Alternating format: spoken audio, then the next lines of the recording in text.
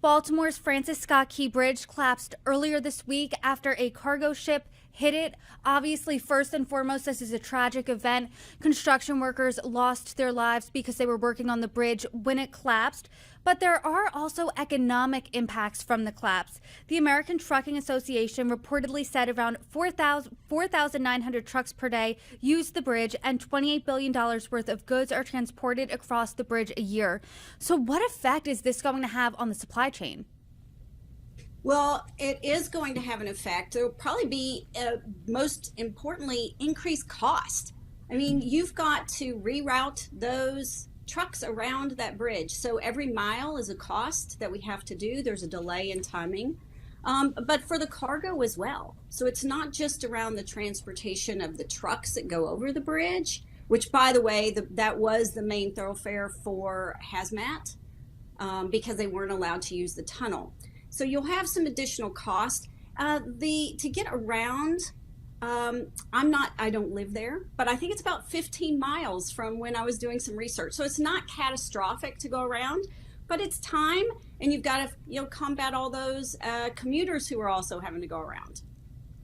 The economy, as we know, is one of those top issues facing Americans. Will they feel the economic impacts of this immediately? Is that delayed? What does that look like when there is a disruption in the supply chain? Well, I want to tackle that from two areas, because there's the, someone like yourself or myself who has goods that you're buying. But I think equally important that we forget about is all the jobs that people are affiliated with the port. So I want to start with the jobs first, because the state of Maryland reported there's about 15,000 people that work directly in port-related jobs, and then many, many more that don't. Those folks, those ships can't get in. Those longshoremen aren't going to get a paycheck. Maybe their union has some kind of aspect around that they can deal with. But there is definitely going to be a shortage of people who that is their livelihood. And so I think we forget about that in the supply chain.